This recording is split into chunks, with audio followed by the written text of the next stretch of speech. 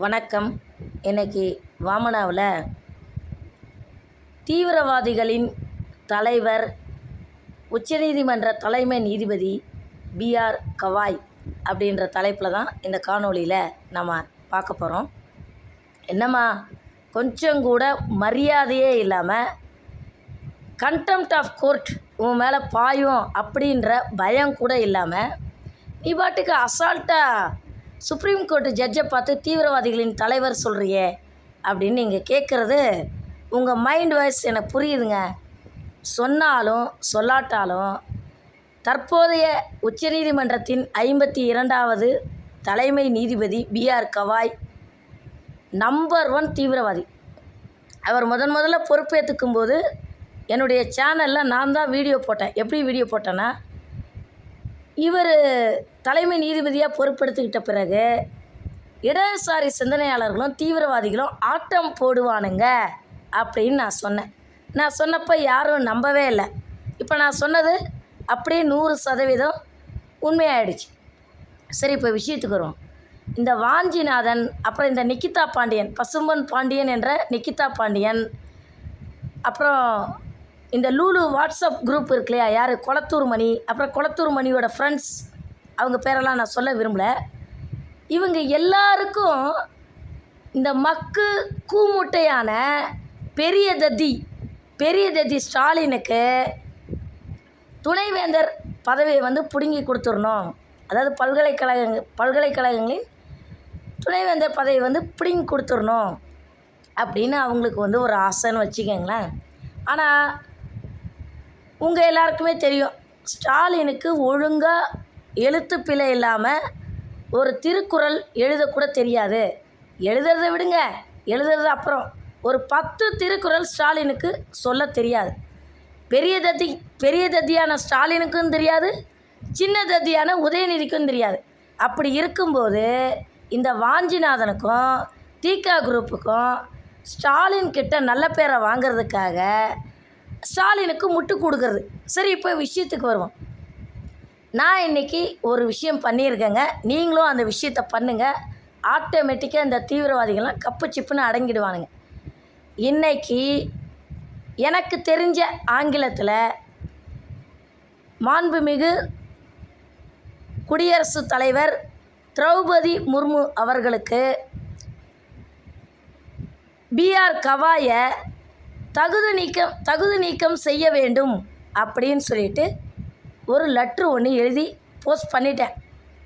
திருப்பியும் சொல்கிறேன், தற்போதைய குடியரசுத் தலைவரான திரௌபதி முர்மு அவர்களுக்கு இன்றைக்கி போஸ்ட் ஆஃபீஸில் ஏதோ எனக்கு தெரிஞ்ச ஆங்கிலத்தில் உச்சநீதிமன்றத்தின் தற்போதைய தலைமை நீதிபதியான பிஆர் கவாயை தகுதி நீக்கம் செய்ய வேண்டும், டிஸ்குவாலிஃபை பண்ணணும் அப்படின்னு சொல்லிட்டு ஒரு லெட்ரு ஒன்று எழுதி ரெஜிஸ்டர் போஸ்ட்டில் அனுப்பிட்டேன். அதே மாதிரி என்ன மாதிரியே இருக்கக்கூடியவங்கெல்லாம் நீங்களும் உங்களுக்கு தைரியம் இருந்ததுன்னா, அதுக்கு இந்த மாதிரியான ஒரு விஷயத்தை பண்ணுறதுக்கு தைரியம் இருக்கணும். உங்களுக்கு பயம் இருந்ததுன்னா தயவுசெய்து செய்யாதீங்க. நீங்களும் என்ன மாதிரியே ஒரு பேப்பர் பேனா எடுத்து, நீங்கள் டைப்பெல்லாம் அடிக்கணும்லாம் அவசியம் இல்லை, ஒரு பேப்பர் பேனா எடுத்து எல்லாருமே பிஆர் கவாயை தகுதி நீக்கம் செய்யணும் அப்படின்னு சொல்லிட்டு நீங்கள் திரௌபதி முர்முவுக்கு அனுப்புங்க. இப்போ இவனுங்க சொல்கிறானுங்கள்ல, ஒரு லெட்ரு எழுதுனா எப்படி கண்டெம்ட் ஆஃப் கோர்ட் வரும் அப்படின்னு கேட்குறாங்களே, யார், சுபவீர பாண்டியன், கொளத்தூர் மணி, அதுக்கு பிறகு வாஞ்சிநாதன், அப்புறம் இந்த நிக்கிதா பாண்டியன், பசும்பொன் பாண்டியன் என்ற நிக்கிதா பாண்டியன், இவங்கெல்லாம் கேட்குறாங்களே, அதே மாதிரி நாமளும் என்ன பண்ணணும்னா ஒரு லெட்ரு ஒன்று பிஆர் கவாயை தகுதி நீக்கம் பண்ணணும் அப்படின்னு சொல்லிட்டு லெட்ரு ஒன்று மாண்புமிகு குடியரசுத் தலைவர் திரௌபதி முர்முக்கு அனுப்பிட்டு, நாங்களும் லெட்ரு தானே எழுதணும், எங்கள் மேலே எப்படி கண்டெம்ட் ஆஃப் கோர்ட்டு போடலாம், எதிர்த்து பேசினாலே கண்டெம்ட் ஆஃப் கோர்ட்டா அப்படின்னு நம்மளும் பதில் கேள்வி கேட்கணும். ஏன்னா இந்த கேள்வியை தான் சுபவீர பாண்டியன் கேட்குறாரு. இப்போ அதே கேள்வியை நானும் கேட்குறேன். ஒருவேளை என் மேலே கண்டெம்ட் ஆஃப் கோர்ட் விழுகிற மாதிரி இருந்ததுன்னா, இந்த வாஞ்சிநாதனும் இந்த தீகா குரூப்பும் எந்த ஆயுதத்தை கையில் எடுத்தாங்களோ அதே ஆயுதத்தை நானும் கையில் எடுப்பேன். நானும் இன்றைக்கி பிஆர் கவாய் சரியில்லை, அவர் ஒரு தீவிரவாதிகளின் தலைவர் அப்படின்னு சொல்லிட்டு ஜாதி வெறி பிடிச்சவர். எல்லாத்த விட பிஆர் கவாய் ஜாதி வெறி பிடித்தவர். அவருடைய தீர்ப்பும் ஜாதி வெறியின் அடிப்படையில் தான் அமைந்திருக்கிறது அப்படின்னு நான் வெளிப்படையாக சொல்கிறேன். என் மேலே கேஸ் போடுறதுனா போட்டுக்குங்க. நான் ஏதோ ஒரு மூலையில் ஒரு வீட்டுக்குள்ளே உட்காந்துக்கிட்டு ஒரு ரூம்குள்ளே உட்காந்துக்கிட்டு பயந்துட்டு முகத்தை காட்டாமல் பேசணும்னு நினைக்காதீங்க. சத்தியமாக இன்றைக்கி ஒரு லெட்ரு எழுதி நான் பிரசிடெண்ட்டுக்கு அனுப்பி வச்சிட்டேன். அடுத்ததாக இதுக்கு நிரந்தரமான ஒரு தீர்வு வைக்கணும் அப்படின்னா, ஒரு முற்றுப்புள்ளி வைக்கணும் அப்படின்னா இன்னொரு விஷயத்தையும் நாம் பண்ணணும். என்ன அப்படின்னா, நீங்கள் லெட்ரு எழுதுனீங்கன்னா ரிட்டையர்டு ஜட்ஜெல்லாம் வேலை வெட்டி இல்லாமல் இருக்கானுங்கள. யார் ரிட்டையர்டு ஜட்ஜு? யார்? சந்துரு, ஹரி பரந்தாமன், சிடி செல்வம், எஸ்எஸ் சுந்தர், அப்புறம் பெண் நீதிபதியில் விமலா, இன்னொரு நீதிபதி பேர் எனக்கு மறந்துருச்சு. இவங்க எல்லாரோட பென்ஷனையும் கட் பண்ணுங்க அப்படின்னு சொல்லிட்டு ஒரு பெட்டிஷன் ஒன்று எழுதணும். திருப்பியும் சொல்கிறேன், ஜனாதிபதி அவர்களுக்கு சந்துரு, ஹரி பரந்தாமன், சிடி செல்வம், விமலா, எஸ்எஸ் சுந்தர் இவர்களுடைய பென்ஷனை கட் பண்ணுங்க, ஓய்வூதியத்தை நிறுத்துங்க அப்படின்னு சொல்லி மாண்புமிகு குடியரசுத் தலைவர் திரௌபதி முர்முவுக்கு ஒரு லெட்ரு ஒன்று அனுப்பி வைங்க. எல்லோரும் அனுப்புங்க.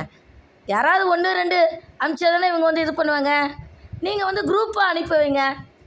ஒரு 1000 பேர் கையெழுத்து போட்டு அனுப்பி வைங்க பார்ப்போம். அப்போ தான் கவுண்டர் கொடுக்க முடியும். ஏன்னா இவனுங்க இதே பொழப்பாக அலையிறானுங்க.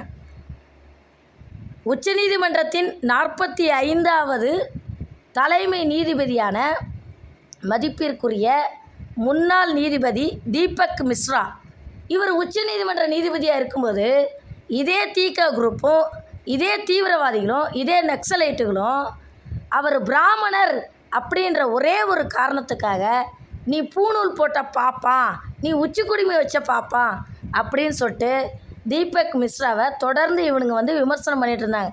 பர்டிகுலராக அதில் யார் ரொம்ப விமர்சனம் பண்ணதுன்னா இந்த திருமுருகன் காந்தி உங்களுக்கு தெரியும். ஸ்டெர்லைட் போராட்டத்தில் நம்பர் 1 தீவிரவாதி அவன்தான். அதே போல் இன்னொரு விஷயமா நான் சொல்கிறேன்.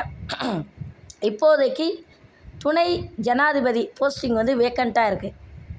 துணை ஜனாதிபதியாக இருந்த ஜக்தீப் தன்கர் ரிசைன் பண்ணிட்டார்.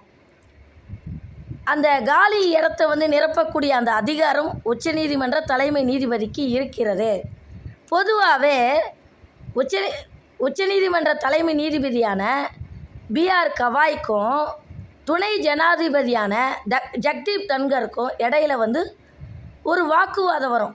ஜக்தீப் தன்கர் என்ன சொல்லுவாருன்னா, பாராளுமன்றமே சிறந்தது அப்படின்னுவார். அரசியல் சாசனத்தை விட பாராளுமன்றத்துக்கு தான் சட்டத்தை இயற்றக்கூடிய அதிகாரம் இருக்குது அப்படின்னு அவர் சொல்லுவார்.